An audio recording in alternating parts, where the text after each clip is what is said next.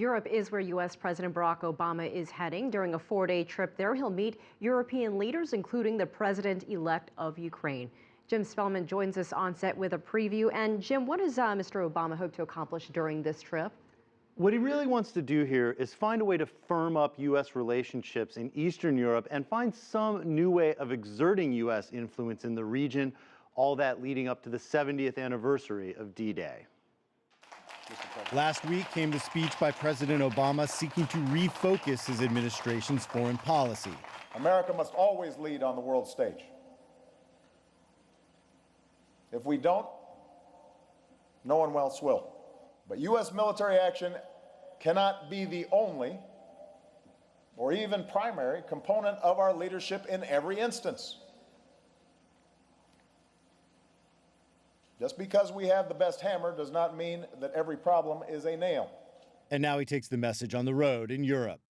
First stop, Warsaw, Poland, where President Obama will mark the 25th anniversary of democracy in Poland and draw parallels between Poland 25 years ago and Ukraine now.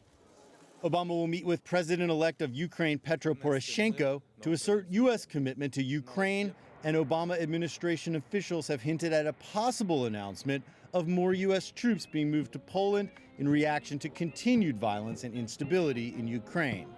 Next stop, Brussels, for G7 meetings, postponed from earlier meetings set for Sochi after the Winter Olympics, before the then G8 suspended Russia as the crisis in Ukraine intensified.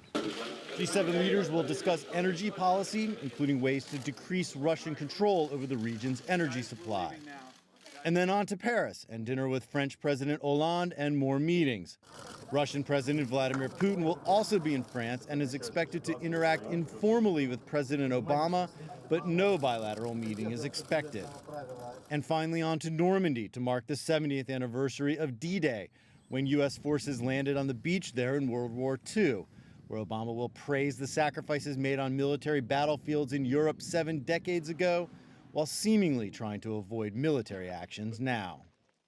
Since World War II, some of our most costly mistakes came not from our restraint, but from our willingness to rush into military adventures without thinking through the consequences.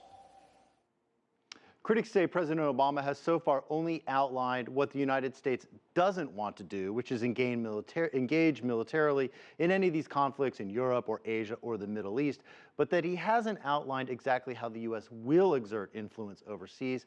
It's doubtful that this trip will change the view of many of the president's critics, Elaine. And you mentioned critics, but how are other people in the United States viewing this Europe trip? Well, any ability to reset the U.S. Perception overseas here to an American audience has largely been lost to the developing situation over this U.S. soldier, Bo Bergdahl, and the prisoner exchange that released him. That's really been top of mind with reporters here in Washington. And this is really emblematic of the president and the administration with a lot of foreign affairs in the last year or so. They seem to be constantly reacting, sometimes because of issues they've brought up themselves, other times because of the situation on the ground. But any advantage he hoped to get with his U.S. domestic critics here will largely be lost because people want to talk about this soldier and the prisoner exchange, Elaine. And we will get to that later in the show. Jim Spellman, thanks for that.